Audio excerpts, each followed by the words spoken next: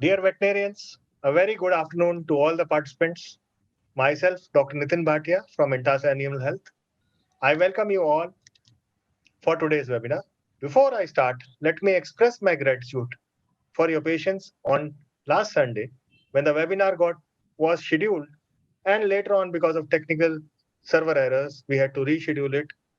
We hope that we all will try to make your unmet expectations come true today in the webinar. Let me take this opportunity to thank each one of the veterinarians for their dedication to ensure effective treatment and relieving the animals of their suffering during the lockdown period. We, as vets, have many examples from across the country wherein vets have provided service to the doorstep of a farmer when the animal farmer himself is affected with COVID. We have our vets have taken all necessary precautions to ensure that they treat the animals in even COVID affected houses. I am very glad to share that many of the veterinarians, many of the institutes, many of our allied professionals have contributed significantly in the current pandemic. We know many of the veterinary universities, ICR institutes, are performing the role of testing the COVID vaccine, COVID cases, especially IVRI, Gadwasu, MAFSU, Karnataka, that is Kavasu, and NISET. These are the institutes which are testing people for COVID. We even have NRC equines, and lately, even RDDL, that is the Jalandhar laboratory, which is a state laboratory, has come forward. Actually, a veterinary laboratory, but has come forward for the testing of COVID. Many vets are working in collaboration with human labs and biotechnological labs, contributing their bit and assisting in diagnosis, prevention, research, and fighting the fight of COVID along with the human doctors.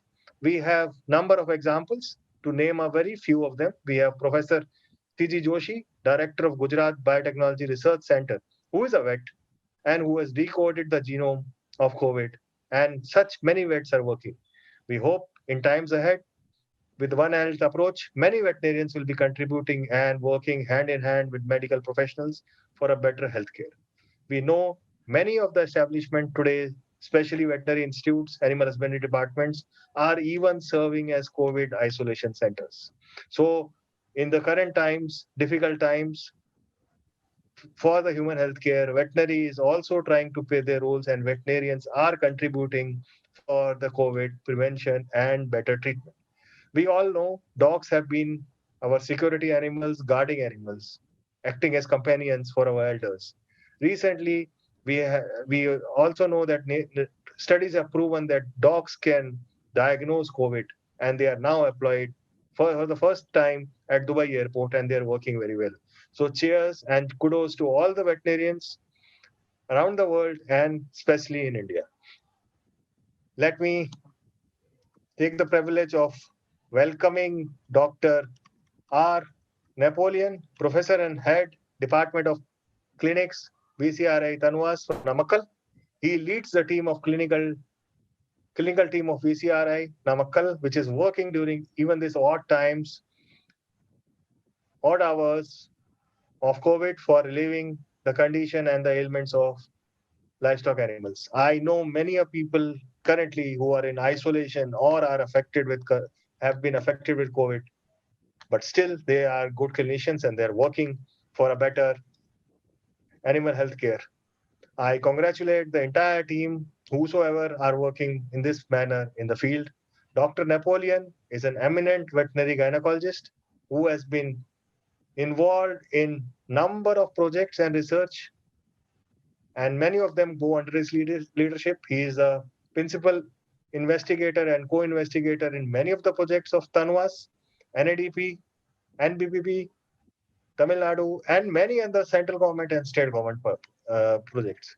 His area of expertise is animal obstetrics and reproduction, with specialization in bovine infertility, assisted reproduction techniques in farm animals. I once again welcome him here. He has to his credit many research publications in both national and international journals. He has been bestowed with many prestigious awards and has been working towards the betterment of gynecology and obstetrics. He is the proud recipient of R.D. Sharma Award in 2019 and Young Scientist Award in Animal Reproduction in 2016. Dear sir, it's my pleasure to have you here and sharing your knowledge on management of peripartum conditions in bovines. I can see that we have number of vets from India as well as internationally participating today. We have a few vets from Pakistan, Bangladesh, Nepal, and I can see a few entries from US also. So, and we can see that there are a number of vets from the university, the field, students, and there is a very high number of participants from milk federations, JK Trust, BIF, Livestock Development Board, and number of other areas. So I fully thank all of them for being there. Let me again remind all the participants that you can post any your queries, questions anytime during the session, as many number of questions you want to pose to the speaker. Considering the limitation, we would be taking up a few questions after we close, after Dr. Napoleon has finished his session. But if in case we have more important questions, we and our team will line up the questions, put it to Dr. Napoleon, and we will come back to you with the answers on email. So I take the screen rather. We usually do it to a dais, so we nowadays are doing it to the screen. Over to Dr. Napoleon for the discussion and interaction with the vets on peripartum conditions and complications in bovines. So over to Dr. Napoleon. Thank you, Dr. Bhatia. Good afternoon to all the veterinarians and who are participating around the globe. And this is an important topic. And the topic of the webinar is management of the peripartum conditions in bovine. So, as veterinarians, we all know that fetus decides the day of parturition, whereas the mother decides the timing of parturition. So, as veterinarians, we decide the fate of the life of both the dam as well as the fetus. So, the important thing, the endocrine control of gestation, what we have to take into our mind is there are prepartum conditions and periparturient condition and postparturient condition. Here, as an objective, the periparturation, that means periparturient stage means there are a lot of factors and then sequences that occur during the parturition. So one such thing is antepartum collapse, cervicovaginal collapse, ventral instability like this. Napoleon, sir, there are issues of volume. So, okay. Yeah. Is it now audible? yeah. So this during the peripartum condition, we have to look into all the conditions related to the antepartum prolapse and dystocia and uterine torsion. So here, the entire pregnant uterus is actually about to dispose the fetus. That is the act of parturition. So coming to the next slide, why the parturition should happen? As you know that parturition is the climax of the pregnancy. So the fetus that is present inside the uterus it doesn't find enough space. There is less gas and the nutrients is also is very less. You all know that we have experienced prematus. So the blood flow, the nutrients that come from the middle uterine artery is not sufficient for the fetus. So it starts making some sort of disturbance. So there it is the triggering point where the fetal cortisol is in a rising level. So that causes discomfort. Here, during the periparturient condition, the animal will start exhibiting different changes. So, what we are supposed to observe and what the animal is going to exhibit, there must be some coincidence with the veterinarian as well as the animal that we can operate or handle the case in an easy manner. Take, for example, the induction or the initiation of the parturition is being done by the secretion of the prostaglandin F2 alpha.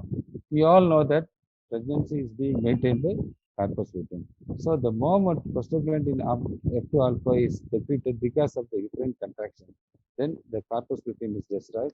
So coming to the stages of the parturition here, there is generally the textual information states that there is a stage of uterine contraction, cervical dilatation, then stage of abdominal contraction and expulsion of the fetus. Next is the expulsion of the fetal membranes and involution of the gravid uterus. Here, for a better understanding, what are the hormones? employed during the stage of uterine contraction. We all know that when, because of the rising levels of the adrenaline, there is a synergistic action or a coordinated movement of the production of relaxin, estrogen, and prostaglandin. So many a times there will be oxytocin. So even before calving, you can see there is drooling out of the milk from the engorged udder and the teeth. So here the stage of uterine contraction is followed by stage of cervical dilation, which is followed then by stage of abdominal contraction. So during which the fetus has to be expelled out on its own, then it is called as etosia. If it is not coming on its own and if it requires some assistance, then we call it as dystocia.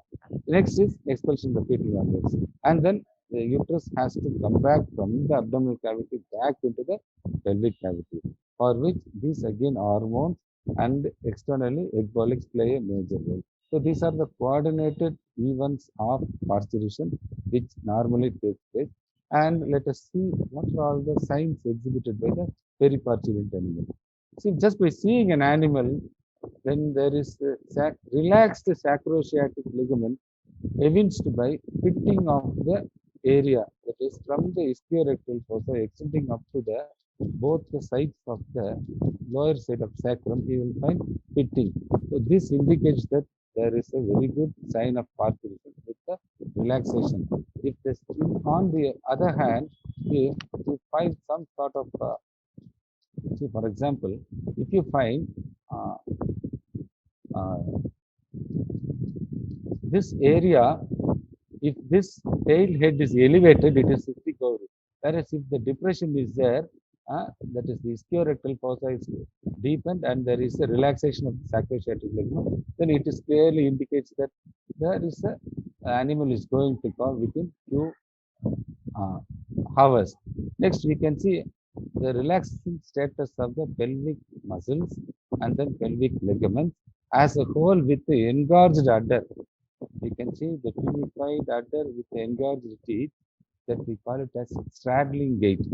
So straddling gait, so this straddling gait, uh, this sort of a posture or a gait is exhibited by a periparturient animal. We can come to a conclusion that it is going to expel the fetus. Probably next step is we can expect Ferguson's effect. See, the ligament is relaxed and then the fetus is actually coming and then trying to hit the pelvic girdle. So the animal is not in a position to walk freely. It will show some signs, severe straining and discomfort, some sort of abduction. So this is how we watch a periparturient animal and we can fix the timing of calving. And next is we can expect the relaxation or the flaccidity of the external genitalia. Normally, in the case of animals which are going to deliver the fetus, as a coordinated sign of parturition, there is 4 to 5 times extension of the external genitalia. So this relaxed or softening of the vulva is another important sign. So now we can very well watch in an animal exhibiting straddling gait. We can also express the uh, external genitalia, which is actually prolonged. And next, let us just see what is the importance of the gravid horn, how there is an increased blood supply. By rectal examination after 6 months, 8 months, 9 months, 10 months, no, we appreciate the primitus, that is the blood flow. But what happens here? The increased blood flow to the gravid horn, this which supplies to the fetus through the umbilicus, everything is shown as a pictorial manner. So this is how the blood supply to the gravid horn is diverted. So accordingly, we have to forecast by administrating proper mineral mixture and nutrients.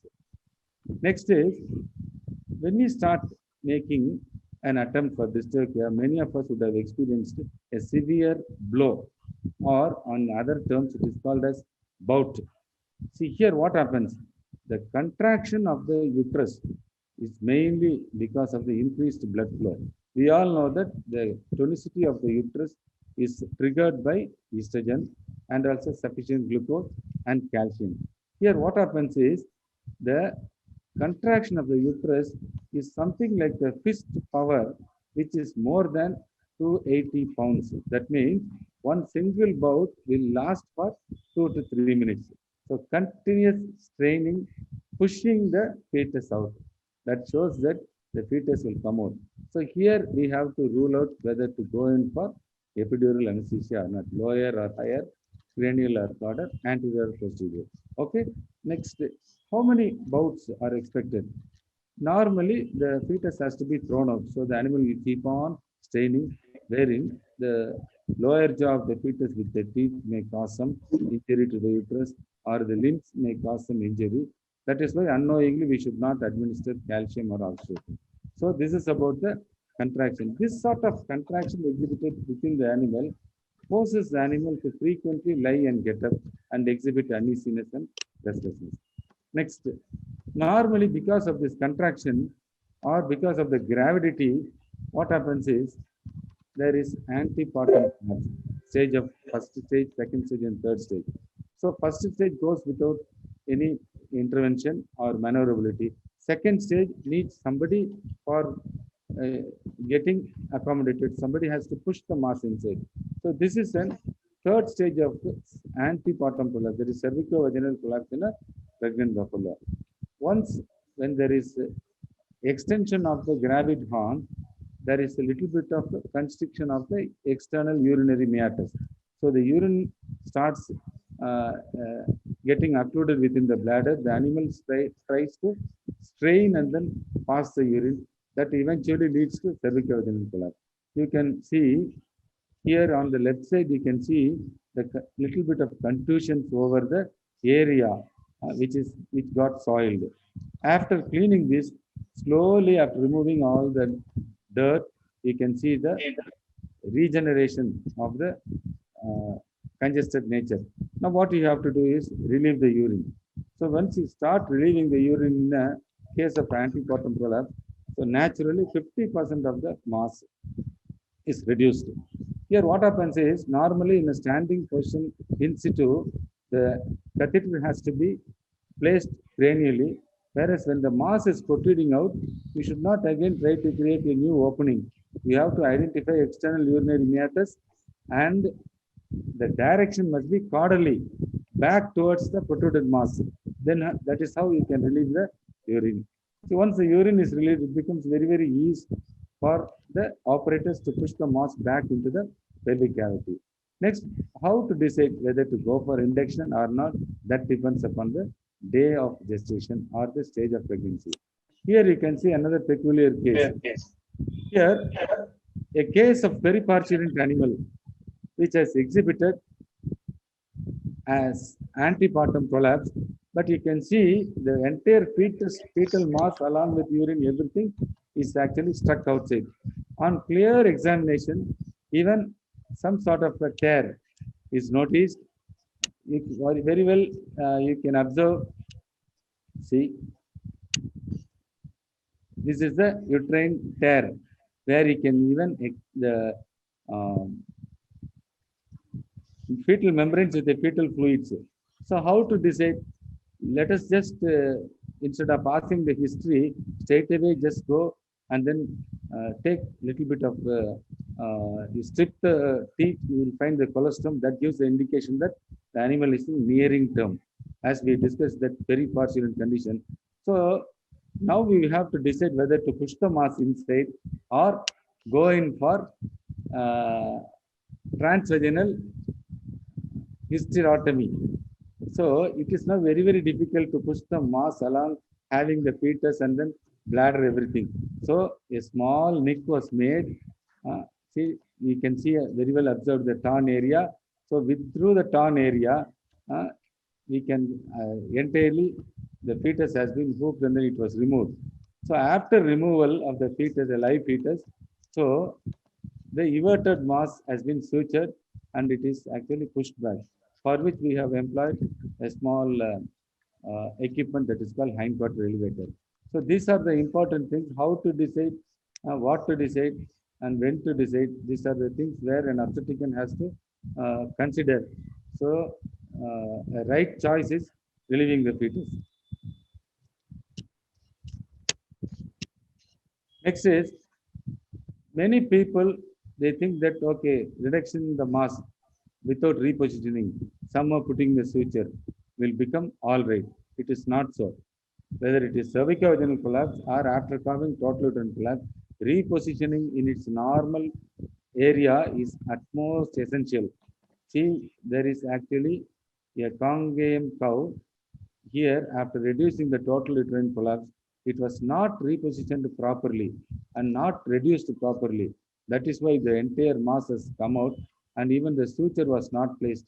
Accordingly, here there is a gear curve which has exhibited collapse, but it was referred to our hospital with the entire mass obliterating through the escutcheon of the curve.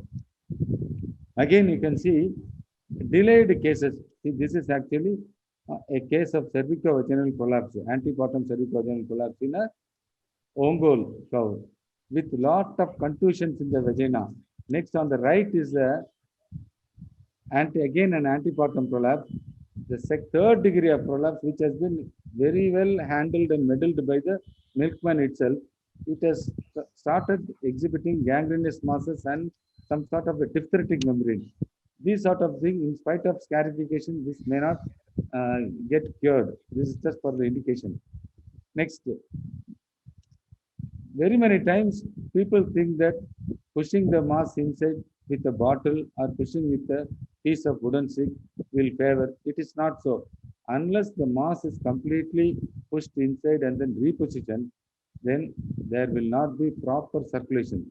Once the mass comes out, the circulation is hindered. Now you can exhibit, this is how in a congame animal, the entire uterus, it has lost the blood supply and now it is going in for a gangrene. So this is how even after reduction, this will not so succeed. So the ultimate choice is hysterectomy. Next, here is another important case. While attending the case of dystocia, people uh, should think about all other factors like teratology. So this is actually a case of cystosomal reflexes. So what we are watching is only the exposed viscera of the fetus. Next, coming to the important thing, what is dystocia? Why dystocia occurs? How it occurs? And dystocia and uterine torsion, they are almost vulnerable conditions exhibited by the parturient animal. So for each and everything, one simple thing, presentation, position, and posture, it is there for the fetus. But for betterment of understanding, what our teachers they taught me is person who is standing should find out the patient, that is the calf present inside the womb or the uterus. In between, they have to travel towards the vulva, vestibule, and vagina. That is the passage. So, person, passage, and patient must be on the right direction for us to correct the abnormal presentation, position, and posture. If something goes wrong, like imperfect cervical dilatation or twisting, then there we have to intervene. So here, what are the muscles, how they are relaxed, and a small just information about the coccygeal muscle, the gluteal muscle, vastus lateralis, everything. Next is the pelvimetry. So by extending our fingers and by closing the fist, you have to make a rotation like this to decide whether the fetus will come out or not. Then we have to make an attempt. If it is a case of narrow pelvis, less than, that is the sacro-pubic junction and the bis-iliac, inter-iliac space. If it is less than 10 to 12 inches, then the fetus cannot come out. It may be a case of narrow pelvis or maybe a case of deformed pelvis. So this is how we have to identify the size of the fetus and then size of the pelvic inlet and then the diameter. So this is how we'll rule out whether we can take the, generally I used to say the technique of handling an obstetrical case is the first and the foremost important thing. Next is the energy. Next, what are the gadgets? Simple thing, an obstetrical gown with obstetrical snare, obstetrical hook. If it is a dead fetus, we can go in for long, sharp hook. If it is alive, you can go for a blunt hook, blunt charge hook. Okay, this is how we have to lubricate our hand, then apply everything. And epidural anesthesia, when there is postural abnormalities, we have to decide what is the dose, lower or higher. This is how we make an attempt, fix the hook, eye hook on the inner canthus of the head to retract the fetal head.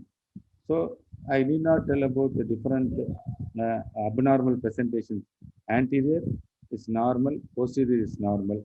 Then transverse, very rarely transverse dorsal and transverse ventral occurs. Next, posterior dorsosacral, dorsopubic.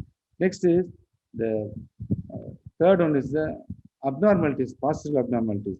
So flexion, forelimb, hind limb. So this we have to modulate accordingly. And once the postural abnormalities are corrected, and after lubricating the entire vaginal passage, give traction. Okay. Every time there is, we need to have some support. And ours being a teaching institution, we are gifted with our students. So we attend all the cases with utmost interest. Next, the important complications after dystocia is we have to check for the presence of another fetus. We all know that cows and buffaloes and sheep, they are all uniparous animals. But still, we have to identify, is there any fetus inside the uterus? Next important thing, is there any tear? The owner may think that the tear would have been caused by the application of a snare or hook. But as I said earlier, the contraction of the uterus would have caused severe contusion, and by giving our post traction, that would have caused laceration and tear. So, uterine tear and how these torn areas can be corrected. It is not done just by introducing the suture needle. So, how in the case of prolapse or eversion, the entire mass comes out. Now here we have to put our hand inside and then pull the entire relaxed uterus outside. And that is how a technique has been formed by myself, Dr. Silraj, and then our team. And then we have founded uterine tear repair technique. This has worked out wonderfully. So in any case of uterine rupture or uterine tear, this is how we have to pull the entire torn uterus outside, and after suturing it, pushing back. Only thing is we need to have a hindquarter elevator. So the hindquarter elevator was first designed by Dr. S. Balasubramanian, Director of Clinics, some years back. And later on, it was modified by Dr. Silraj and myself here at Namakkal. So this is really a boon for attending any case of dystocia, uterine torsion, anything in large animals. So this is how the torn areas are inspected, and then by interrupted sutures it is closed, and then again repositioned. And many cases which are not found successfully in the field have been corrected. The success rate depends upon the freshness of the case. Once the uterus is fresh, and then the success rate is 100%. So now I think you can very well watch the perimetrium within the torn area of the uterus. You can see the caruncle, and through the torn area you can see another horn. So this is the gravid horn, and then innermost side you can see the non-gravid horn. So this is called uterine eversion. So again, this thing, the torn area has to be corrected, and then it has to be properly repositioned. So it has become a regular feature after attending dystocias in crossbred and in purebred that we are expecting uterine tear. Okay, how to actually handle the case of cervicovaginal collapse and uterine collapse? So simple thing, 7R principles.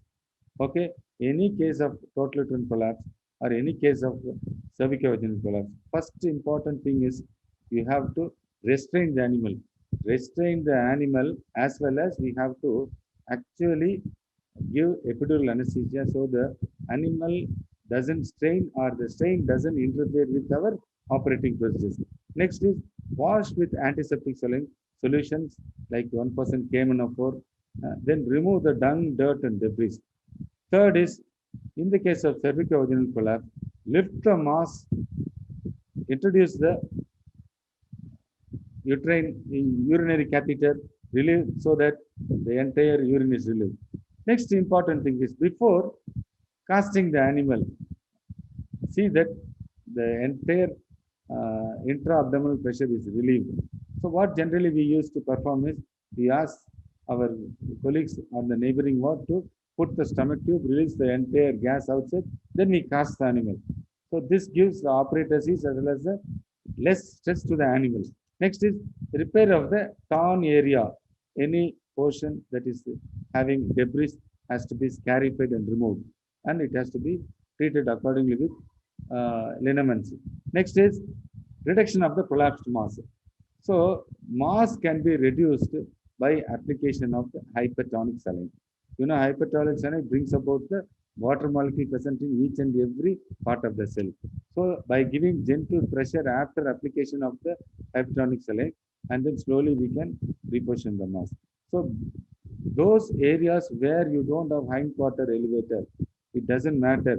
You can fill the straws or fodder material in a gunny bag and then lift the hindquarters and place inside the beneath the hindquarter of the animal. That becomes easy. So repositioning is the most essential thing.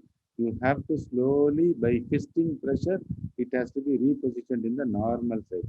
Next, to prevent recurrence, the entire mass coming out, we have to suture it. That is recurrence prevention by application of vulval retention suture. So this is how we are supposed to handle any case. And normally, for relieving of the pain, we go for plain meloxicam and a good antibiotic followed by and 20% or 20% interlife. So these are the drugs which we follow it for generally in the postpartum cover. Next, how to manage it? These are the things: lignocaine, hypertonic saline solution, lubricants. Every area will not be provided with Hobigel, so castor oil or cetrimide cream, and then umbilical tape. And next is the Gerlach needle or the Bonus needle. The fresh Bonus needle has to be kept always. And addition, another needle should be kept as a spare. Then, as I said earlier, a non-steroidal anti-inflammatory. Next is oxytocin, Ecbolic. So a methodical repositioning, and then after suturing 3 to 5 days, we have to follow with antibiotics and fluid therapy with oxytocin. Next, there are some interesting facts which occur during the end of gestation. After 6 or 7 months, there will be sudden engorgement of the abdomen, probably case of hydroallantois. Here you can see a hydroallantois, a case noticed in a buffalo, which could not be accommodated even within the travis. The poor owner will think that there are two fetuses, twins, or he will think on this way. So this is how we have to expect and then treat accordingly. Okay, next, this is a hydroallantois case noticed in a Jersey. And what is the technique? Simple thing: transcervical allantocentesis. And this is the Foley catheter. After introducing the Foley catheter deep into the through the cervix and puncturing it, and then the bulb is inflated, fixed within the allantois. So you can watch the fluid slowly coming out or gushing from through the tip of the Foley catheter. That shows that there is a gradual reduction of the fluid. So the entire stress caused by the obliterating fluid or the excess fluid is reduced. So there will be a very good response when you start giving inducing parturition with a dose of, for example, P-Gift alpha and dexamethasone, Pragma and dexamethasone. What happens is the induction will be very quick, around 48 to 72 hours. So during which there will not be accumulation of fluid. In turn, the respiration will become normal, the stress will be released. Otherwise, this hydroallantois cases will go in for lying down and it will not get up. Finally, it will be looking like a bloated bullfrog. Then nobody can help. Prognosis will be grave. Here now prognosis is favorable. On the third one, you can see the entire animal completely shrunken and sunken. So fluid replacement is the next drug of choice. Okay, hydroallantois, it is just because of the people inordinately attending the retention of fetal membranes. We think that retention placenta is only simple thing, but when we start allowing other it is unqualified veterinarians, they remove the placenta as if they can remove with lot of care and kills, resulting is hydroallantois. Next, lot of cases during dystocia, it is brought like this. The owner simply will make a complaint that, sir, it was treated by the unqualified person or even by the neighboring veterinarian. The entire intestines of the cow has come out, do something there. It is simple. Cystosomal reflex. This is only the ventral curvature of the fetus with exposed viscera comes out through the birth canal, and moreover, there will be transverse ventral position. Normally, transverse presentation will be noticed in the case of equines. Here in cystosomal reflex, the dystocia will be due to the ventral presentation.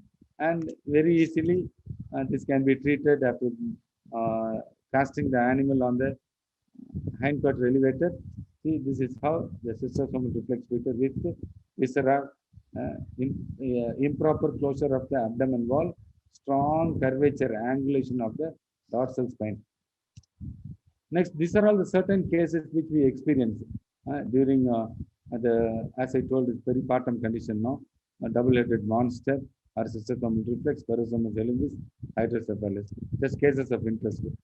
So normally, this is another technique wherein if you want to control the cervicovaginal collapse, either you can hook the anterior portion of the vagina or involving the cervix on the dorsal aspect with the vaginal pins or prolapse pins.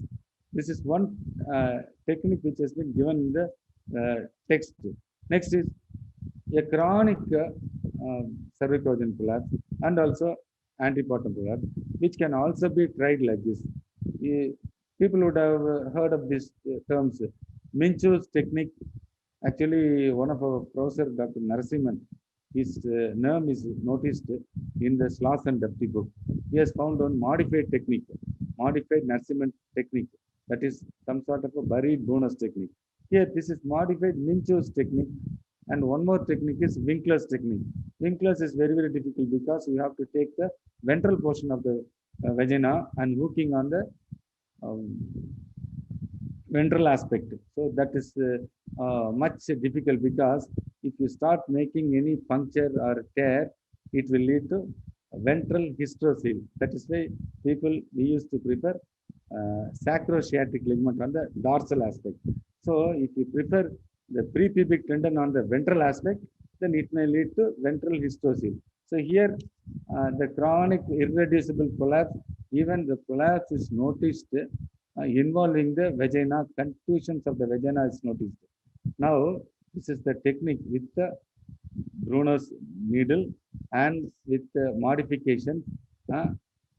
A small opening or a bite has been taken externally over and above the sacrosciatic ligament, and see it is taken inside, and again some sort of hooking the dorsal aspects of the vaginal cavity, and it has been fixed dorsally. This is how a modification with the IV tube and the nylon rope, it has been modified, and now we can see simple, this area is totally devoid of contusion. So you can treat for contusion. This is how we can reduce it, but this is highly risky. You need to have some expertise and then courage, and then techniques. You have to be very, very careful. Next, the important thing is uterine torsion. First, as discussed, person, passage, and patient. If it is not having a proper linkage, then we can think about twisting. So nothing, uterine torsion, very often it is noticed on the end of the first stage of labor or during the beginning of the first stage. A deep capacious abdomen is another cause. It is uniparous animal now. So when the animal starts, generally in the text it is given in buffaloes, that is very common because of valleying habit. Where is valleying tank? It is not available anywhere, only except in few centers. So here, the twisting on its longitudinal axis leads to the uterine torsion. Just imagine what will happen to the twisted portion, what will happen to the blood supply, and then what will happen to the uh, structures underlying and inside the gravity horn. So this is how which happens during the first stage or the beginning of the second stage. And there are a lot of predisposing factors. Generally, it is very common. 65 to 70% is noticed in buffaloes rather than cows. That is because of the more dorsolateral attachment of the broad ligament in the case of buffaloes. So next is generally saw-fed animals, and then uh, uh, improper flooring, and then excessive fetal movements. These are the causes. Next, torsion, that is torsio-uterine or uterine torsion, can be classified based upon the location, that is either preceding cervix, pre-cervical, or in front of the cervix, post-cervical. And based on the sides of the torsion, maybe left side or right side torsion. And then based upon the degrees or intention, that intensity of the twist, it is classified as 90, 180, 270, or 360 degrees. So the severe torsion, sometimes it may not yield. So the very good result can be obtained when the incident has occurred and the reporting is done immediately, then we can save the animal. Okay, this is just a pictorial representation. What happens? So by seeing this pictorial or representation, immediately the crossing of the broad ligament or even presence of the fremitus through the crossing of the broad ligament can be very well recorded and observed, assessed by doing rectal examination. So every pre-cervical torsion can be assessed only by rectal examination. To some extent, we can have a doubt and then get it clarified by rectal examination. So put our hand straight away into the vagina. When there is a twist not able to reach the cervix, we immediately think it is a torsion. Again, to see the intensity of the torsion, go through the rectal examination. You can see the number of twists getting increased. That way, we can come to a conclusion regarding the degrees of torsion. Next, based upon the simple rotation, if it is around 90 degrees, and at a small animal, we can correct it. But once it is, when the animal is very large and deep capacious abdomen, and if it is more than 180 degrees, probably we may have to go for a wooden plank. Next is, this information is given, that is, torsion can also be corrected by rolling the fetus. But once torsion has occurred during the second stage of beginning of the second stage of parturition, what we have to do is we have to examine the animal and keep on examining while the animal is being rolled or when it is operated for detorsion. So that will prevent the uterine tear or rupture or escape of the fetal limbs into the torn area. So this is rolling of the fetus. Next, Schafer's method. You all know that Schafer's method is done with the wooden plank. Probably the wooden plank must be 6 feet length, 1.5 to 2 feet breadth, and then 3 to 4 inches thickness.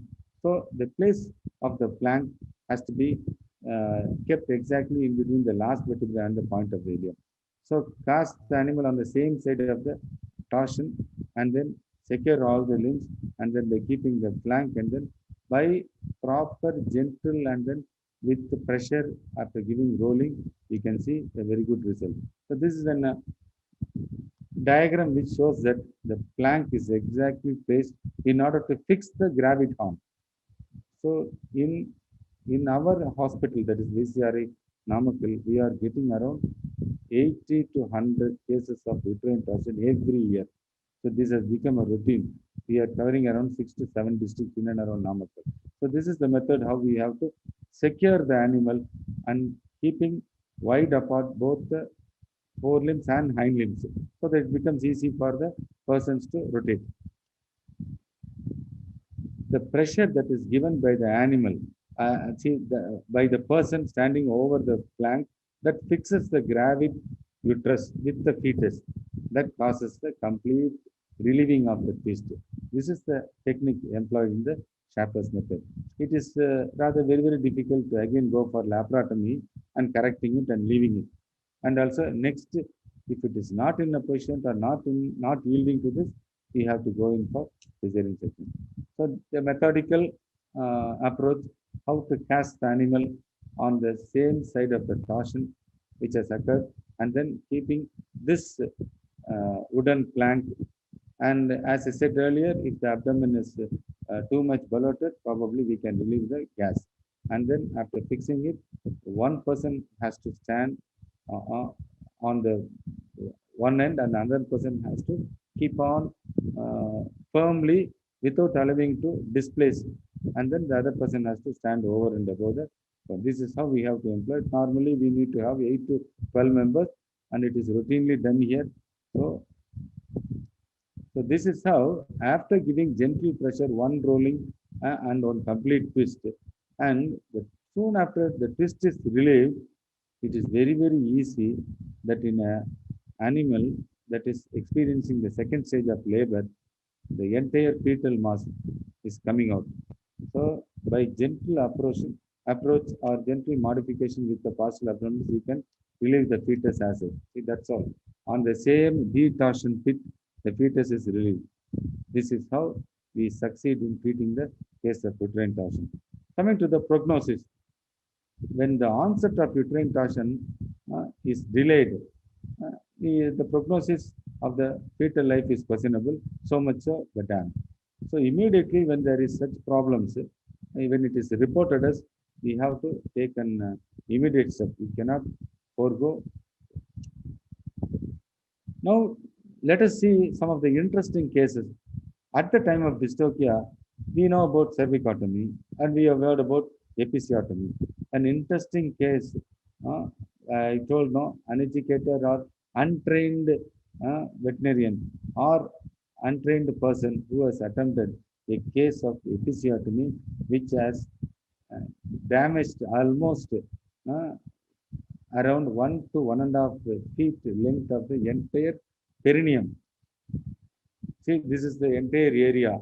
So we received the case and we started operating, examining, and then it took 3 hours for us to complete the entire reconstructive surgery, and the animal became all right. So such thing, in my 30 years of service, this is the first time, some 4 years back, I saw a case like this. See, once we know about what are the muscles from the tail, from the vulva, from the vagina and vestibule beneath the skin, and we have to suture it accordingly. Luckily for this animal, the rectal wall and through the entire rectum, from the anus to the rectum was intact, so we could save the animal. So layer by layer, it was taken, and separately the gluteus was sutured, and separately the coccygeal muscles were sutured, and this shows clearly how the interlocking suture in a continuous fashion was carried out. Next is somehow the same structure was brought back with the neat opposition. So, and this is how the surgery was completed, which took nearly 3 hours. Then after a month, the animal is asked to, again, the owner was asked to bring the animal, and we have gone for endoscopy, and we can very well observe the healing which has occurred on the entire vaginal cavity, as well as we can even visualize the animal which came to heat within 30 days. See, this is how the visible plica palmata and also entire cavity. So it has become almost normal. So again, the animal got conceived, and one came and reported us. This is the, to many of our surprise, this became normal. Okay. So now let us see the total uterine prolapse. So here, normally eversion of the uterus and the prolapse, there is a mild difference. The inside organ coming out through the natural orifice. Similarly, eversion through the abnormal cavity. See, the uterus is totally, it has been thrown out. Casting of half bed. Okay, you can watch by both the horns, gravid and non-gravid, with a lot of caruncles here. If this is allowed to stay for 1 hour, 2 hours, 3 hours, then the entire blood circulation will be lost, There will be stretching of the nerves from the spinal, so that will lead to lot of trouble. So that is how now the animal has to be placed on the hindquarter elevator, and the hindquarter has to be raised. And as I told earlier, okay, restraining the animal, and then removal of the dung, dirt, everything, and then repositioning the animal, and then putting the suture. So this is done methodically, that 7R principle. Now totally the entire mass is reduced, and everything is done. So methodical manner with the hindquarter elevator or with the hindquarter raised will give you a very good result. Next, this is the cow, the buffalo. Immediately after dystocia,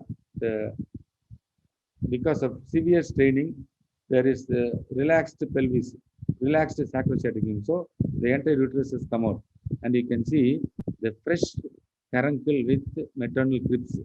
So very easily, after placing this in the hindquarter elevator, you can reduce washing with antiseptic. Here, this is also another Congaian cow, wherein you can see the gravidan alone has come out. So the non-gravidan is still retained. So, but this is little bit delayed and improperly sutured. They have not repositioned it. So that is why the gravidan, it is not repositioned. So it was staying within the vaginal cavity, and just examining and then opening the knot, it has come out. We have to check for the everted uterus, fresh caruncles, and lacerations are there or any. If it is there, we have to suture it accordingly, and then we have to judge whether the prognosis is good or not. And this is also another fresh case. And one peculiar thing, I hope you can see the cervix. This is the entire cervix. Okay, the cervix is the barrier. We all know that. From the external genitalia to the cervix, the portion lying in between this is the vagina. So the portion separating vulva and vagina is the vestibule. Okay, now it is very, very easy to visualize the placenta occupying the maternal caruncle. So the cotyledons are still intact with the placenta.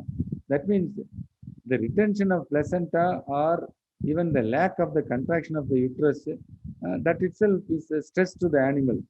So somewhere there would have been a strain or a injury, and that is an additional stress the animal is trying to push everything outside. So straining because of the placenta retained with some injury. So this is how we have to remove the placenta, everything. So for which there are a lot of drugs. We will see one by one. So now coming to the retention of fetal membranes. We all know that fetal membranes should come on its own by 3 hours, or we can wait for another 3 hours. If it is more than 9 hours, so 3 to 9 hours, if it is more than 9 hours, then it goes without saying that the uterus is gone for uterine atony. Then the placenta is retained. It will lead to puerperal metritis. Again, it will lead to conception delay and then tubal occlusion. See, there is a retained placenta in a Jersey and the retained placenta in a Murrah buffalo. Here, retained placenta, everything all within the veterinary hospital campus of Namakkal College. Here, you can see even in the inpatient animal ward. Inpatient means it is brought and admitted here because of Downer cow syndrome. Fetus has been relieved, the placenta is still hanging within the body because normally the metabolism is not in a position to support the uterine contraction. It is already in the negative energy balance. So the placenta, entire placenta, you can see found shedding here, not shed completely. So these are certain conditions. So how to overcome this? Normally, I generally advise, for example, E-booster and Hyporid for 10 days in the nearing bottom cow, so that you can get rid of all negative energy balance. Soon after calving, you can supplement with any like Intacal or everything. So these are the drugs of choice which we generally advise. So after some time, the owner themselves, they know, okay, what are the drugs to be given at the time of calving. Soon after calving, what is the drug to be given? Like this, starting from a calcium supplement and then Linfagold, everything. So retained placenta. So important thing is failure of the maternal caruncle to separate the villi of the fetal cotyledons. That's all. Once you start giving a drug which causes severe contraction of the uterus, for example, intravenous calcium, intravenous oxytocin, then there will be increase in the uterine tonicity, that is contraction. So, for example, there are a lot of oral ecbolics uh, available. For example, see Proshi and lot of pessary. Pessary means bolus which can be kept. Normally, intra uh, uterine bolus are kept after removal of the placenta, pesuria, meturia, everything. Here we have one bolus called Ropitas. Just after attempting to take the dystocia, if it is a live cause, everybody is aware we should not make any attempt to plug the placenta because contraction, blood supply, everything will be there. There will be severe hemorrhage. So place 2 to 4 bolus of Ropitas inside, leave it. Then within 2 3 hours there will be separation. So there are a lot of trials going on here, and this is how we give.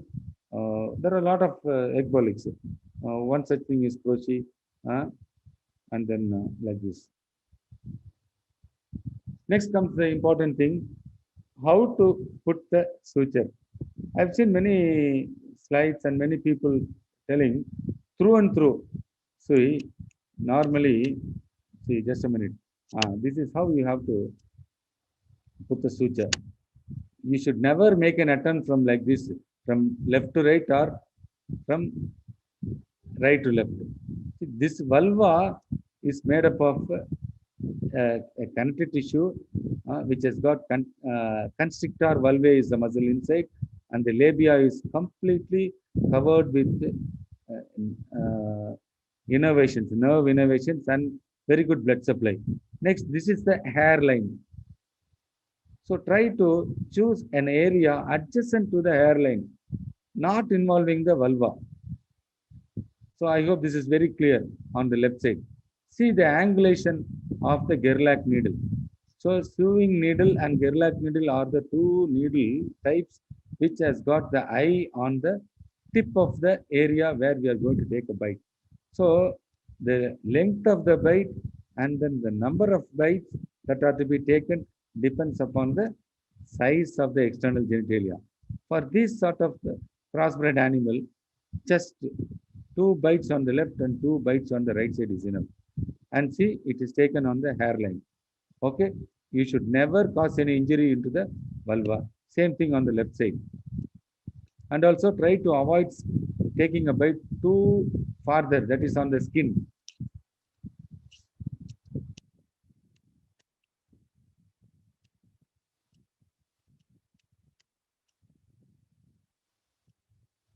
Here also, it is very, very clear. In the case of buffaloes, don't think that buffalo it will be very too hard. Once you have a very beautiful Gerlach's or Brunner's needle, then little bit of wrist pressure with the correct angulation, this will be a very beautiful technique. And you can, normally you are supposed to contain the entire mass and prevent coming out through the vulva. It is not suturing the vulva. We should prevent everything. Okay, this is how the fashion. Either you can make a knot directly or crisscross fashion. Next, whatever drugs we give, whatever that is happening, we have to have an understanding. The entire uterus, which is enlarged in size, is actually supplied with a very good blood supply. Previously, we have noticed about the uterine contraction in the form of a bout. Here also, the uterus, after expelling the fetus, fetal membranes, and everything, has to contract and then come back to the normal state that we call it as a period of puerperium or involution period. By 14th day after carving, it should become the normal in size. By 7 days, the contraction will be rapid. After 7 days, there will be a very good cellular activity, for which we need to give good supportive therapy like intravenous calcium or oral calcium, and then fluids combined with ecbolics. So here are the techniques how to approach it. The drugs that facilitate uterine involution are absolutely essential after taking the calf outside or treating a case of total uterine collapse. Next, the drugs also should bring about or trigger the uterine defense mechanism. any drug which contracts the uterus will are likely to throw the discharge entire outside debris and then discharge outside, and invariably that will trigger the UDM, that is defense mechanism. Next, here just we have a list of medicine now. This is how like to have to avoid metabolic disorders. After carving, we go in for Menfagol, and then for better contraction, there are a list of drugs that is the Proshi. Everything is there. So this is how we administer these sort of drugs to have a very good contraction of the uterus, because we have to consider the future reproductive status, which is very, very important. Next, for while treating all these cases, also care has to be taken and notice that the cellular activity remains normal and it fights against the organisms. So I think this is whatever we give. Take for example, the drugs should not cause any damage to this epithelium. So the drug of choice for any infection generally is ciprofloxacin TZ and Lenovo. So they destroy the organism by giving Adcon for 3 or 4 days. They don't damage the uterine endometrium. So this is the superficial endometrium. There is then the endometrial superficial is there, and then the cellular endometrium is here. You will find the these cells. Only the supranuclear portions will be triggered to act upon this. So this is very, very important. So even for better contraction of the uterus, we have gone for administering prostaglandin F2 alpha injections, that is 500 micrograms of pragma. So that will give a very good result. The PGF2 alpha also acts as an immunomodulator, apart from other drugs.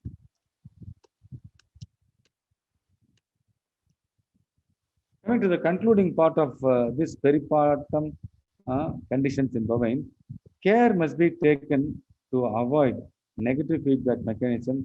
As an obstetrician, we should not restrict ourselves with removal of the fetus alone.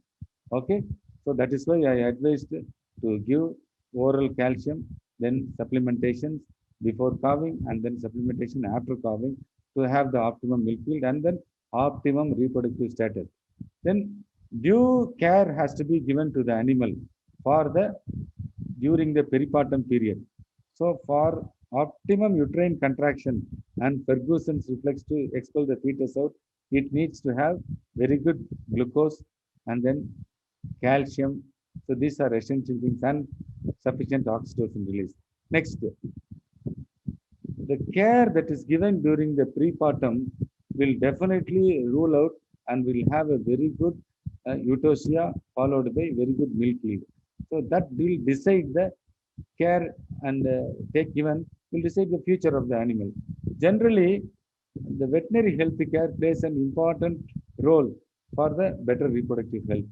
Next, while handling any case of prepartum and then peripartum, so gentle and effective handling is very, very essential. So for everything, we have to consider the next reproductive status while applying hook or while applying snare, while applying Pakistan wires or embryotome, or even while applying all the obstetrical implements available here, we have to ensure that the proper repositioning is done with due care. Next, after controlling everything, the postpartum period of 14 days, that is puerperal period, is highly essential.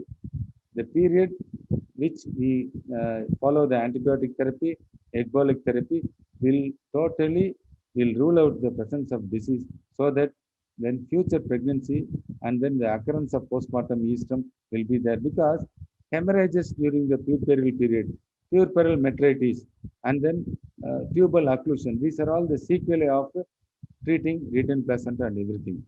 So an experienced person will always have a very good hand. So obstetrics doesn't mean that it is only a branch of surgery. It is only by the learning skill. So with this, I would like to conclude that we have come to a most important topic, that is peripartum complication, because every time when we start treating this case, we are actually taking more effort, and then we are actually governing the milk production. Okay. Now it is up to you for raising any queries. You are most welcome.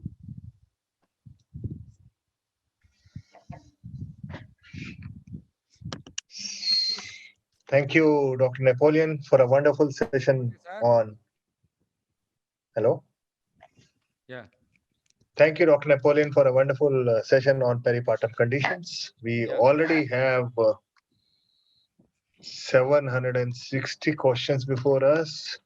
We have lots of vets waiting for your answers. Again, I will thank you for the entire show that we have made for the last 1 hour, and thank you for attending on to the all peripartum conditions. I'll come to the questions. Yeah. I'll talk the questions a little, format the questions a little broadly so that one Yes, sir. question is attending to 3, 4 questions together. Okay. The first question is, sir, we have cases, we have individual animals which are positive or regularly showing prolapse.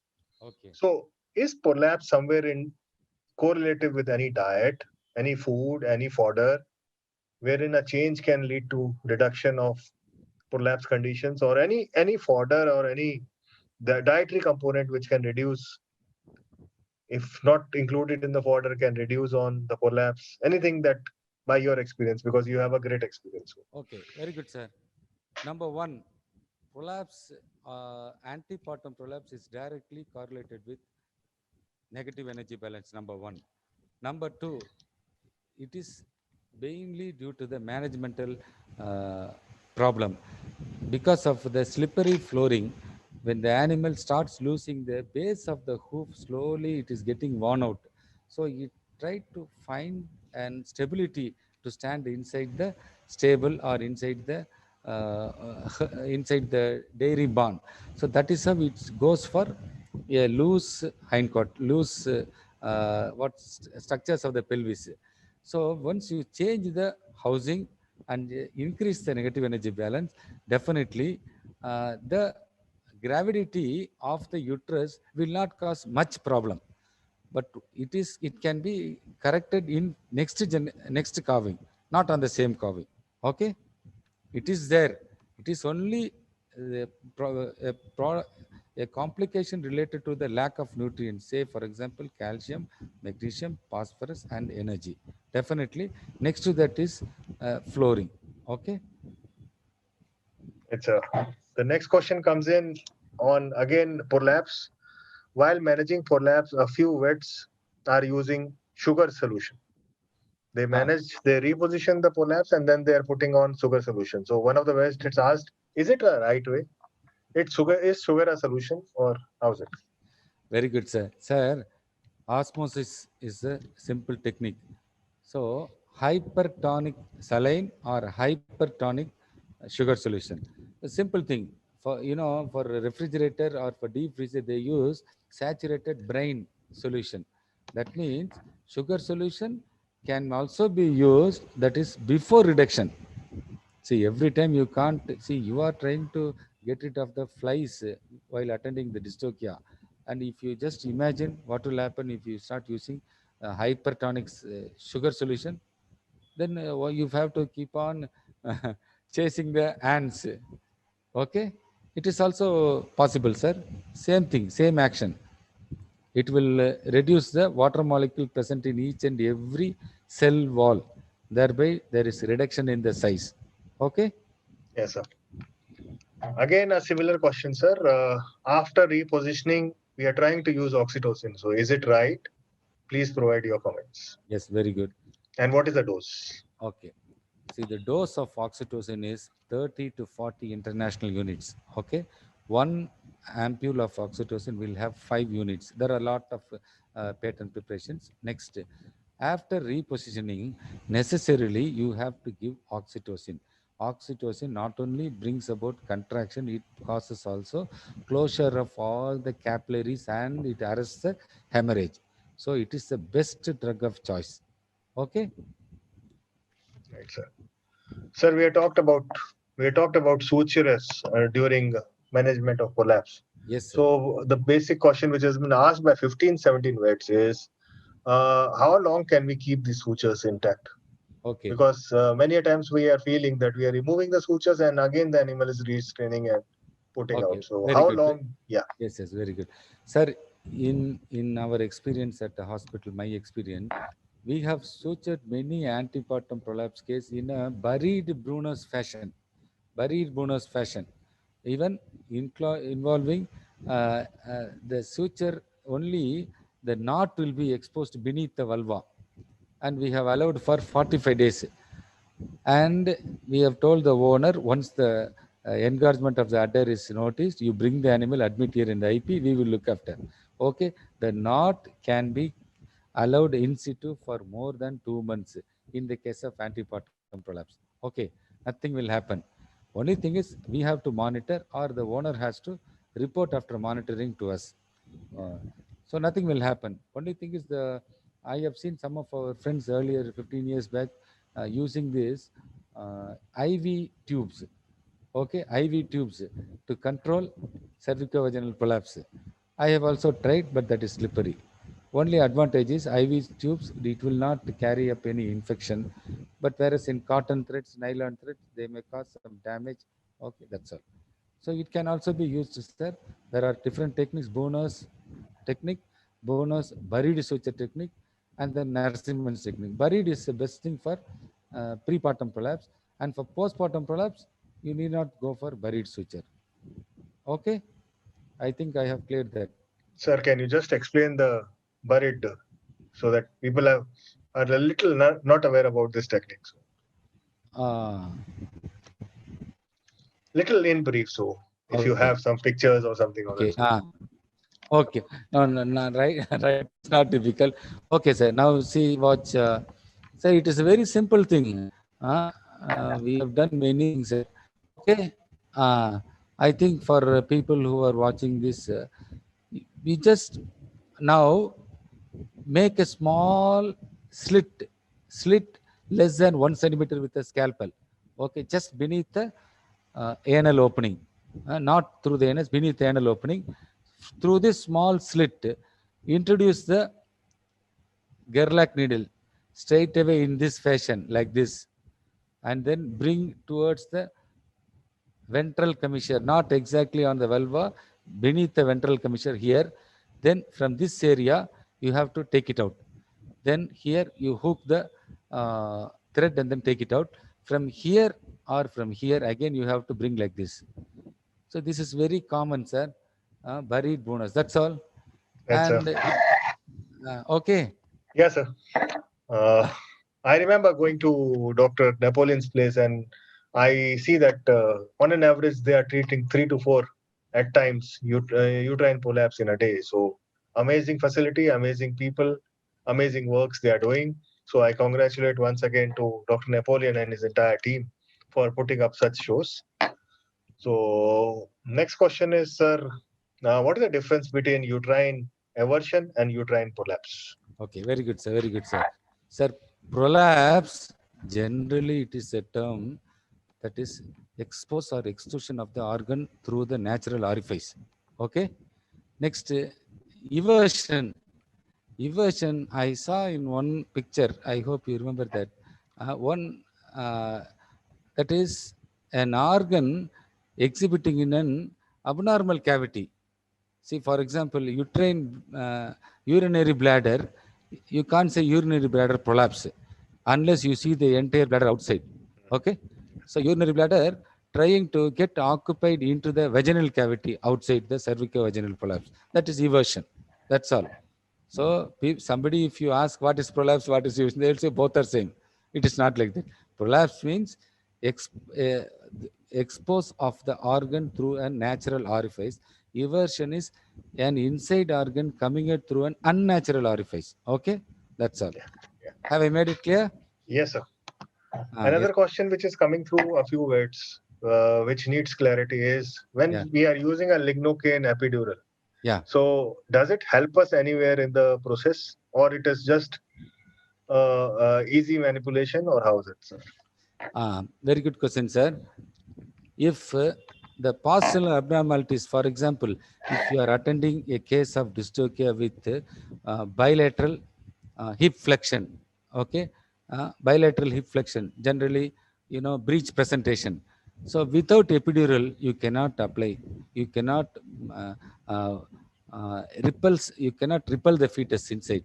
So you have to go in for epidural anesthesia, 3 to 5 ml. That is caudal epidural, lower epidural, or uh, uh, low epidural. Okay. After giving this, wait for few minutes, 3 minutes. Then you can see slowly the wagging of the tail will be stopped. Sinking of the tail will be there. Then you have to necessarily put lubricants and then push the fetus inside, repulsion, and then take the limb one by one outside. That's all. Without epidural, you cannot correct the postural abnormalities. Okay. In certain cases, for example, just flexion of one carpal joint, it doesn't need any. You just put your hand, remove the carpal, take it out. No need to go for epidural, because once you give epidural, then the animal will not strain.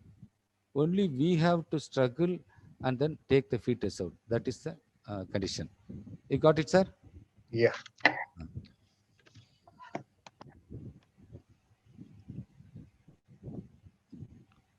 Sir, any post handling of prolapse, any precautionary measures, any recommendations, especially in terms of where to keep the animal, how to keep the animal, so in the posterior part. So that is one question. Okay. So normally, I told, sir, we are blessed with the invention of the hindquarter elevator. We have also a similar model at Madras Veterinary College, which is hand operated. Here we have both hand operated as well as operated with suction pump. Next, keep the hindquarters of the animal that is prolapsed in an elevated fashion. I told, no, elevated fashion means it is very, very simple. You pack the sorghum straws or even rice straws, everything in a gunny bag. Keep 2 gunny bags beneath the hindquarters of the animal. Raise the hindquarters, and the portions will come out. We have to keep a rubber sheet beneath the prolapsed mass, and then wash with sugar solution or hypertonic salt solution. Slowly start pushing the base first, then with the fisting movement at the tip of the prolapse. That's all, sir. Sir, immediately after seeing the total uterine prolapse, people will have some, they will try to stay back, or they will feel difficult. We should not leave our mental status. It is very, very easy. Okay. The entire organ has come out. Only in delayed cases, numbness will be developed, and even the animal will not know that, in spite of dogs eating some bits, crows, or even birds pecking it, it will not have. Such things you can do for hysterectomy, and certain things you may have to go in for cutting open the small nick and then cervix outside, tracheorrhaphy, and then pushing the mass inside. Okay. In general, these are the small techniques. Raise the hindquarters so that it becomes the ease for the operating obstetrician. Okay. Yes, sir. Yeah. Another question is, sir, we find that case is normal, but in the end, it comes out to be a case of negative energy balloon. So, any diagnostic method or any method by which we can diagnose negative energy balance in Best an thing. animal? Okay, sir. If there is laboratory facilities, we can collect blood sample and go for metabolic profile test. Number one. Number two, physically, when we start checking the turgidity of the skin turgor. Okay. Emaciated skin turgor condition, the skin turgor remains for 3 minutes. That goes without saying that it is going in for anemia. So we have to increase this sort of negative energy balance, as I said earlier, with E booster for betterment intake of feed and fodder. Next is hyporid, just to get rid of all the metabolic complications. Definitely, before carving, while carving, and after carving, we can expect all the complications. So to avoid this, we'll have to improve this. So nobody assesses what is the milk yield, and as per the milk yield, how much concentrate has to be given. That is the big problem with the small herdsman or people having a animal. Okay, this is how we have to assess. Just skin turgor and then general appearance of the animal, and then the gait itself. You make the animal to walk like this, no? If it is having a very good blood circulation, even you can see even flies when they come and sit, it will keep on shaking. If it is docile and if the skin turgor remains more than 3 minutes, then you give some scoring and you have to subject it to deworming as well as supplementation. So mineral supplementation is essential, sir. Yeah. Sir, any uterine muscle relaxant which can be effective for handling a case of prolapse after manipulation, after repositioning, any uterine muscle relaxants are available? Sir, Can they be used? it is a very good question, Bhatia sir. I told no, parturition is a coordinated process. Stage 1, 2, 3. Stage of uterine contraction and cervical dilatation. Okay. Next, the contracted uterus can never be again dilated. We have uterine relaxants. Buscopan is there. Okay. Isoxsuprine hydrochloride is there. All drugs are there. That is temporary relaxation. But the contracted uterus will again never can be relaxed unless with saponifying actions of lukewarm water inside it. Okay. So clinically, you cannot make the uterus to for further relaxation.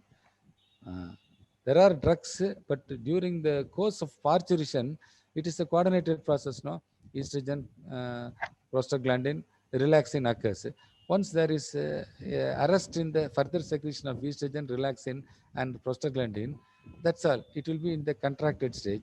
At that time, we cannot relax the uterus by giving any relaxants or by giving. But people still they are using some drugs like epidocin, but that will not work out. Okay. So what Dr. Napoleon wants to say is that when the stage rightly comes of nature, no one can replace Yes, sir. nature Yes, as sir. far as that area. Yeah. So we have a number of questions. Let me just say to all the participants that the questions which are unanswered will be answered to you. Many people have requested that the presentation should be shared. We request Dr. Napoleon to share the presentation with us, and we'll share it with all the participants who are there.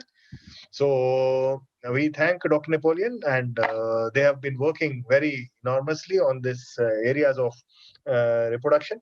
So I remember last of my visit to Tamil Nadu, I had been to Orthanadu, Okay. where Dr. Sentil, one of the surgeons and head of TVCC, was highly puzzled up because he had operation lined up for the day, wherein some quacks had put in a beer bottle inside the vagina for the management of prolapse, and now the prolapse was managed, but the bottle had to be managed. So such is the life field which all of us do manage in our clinical practice.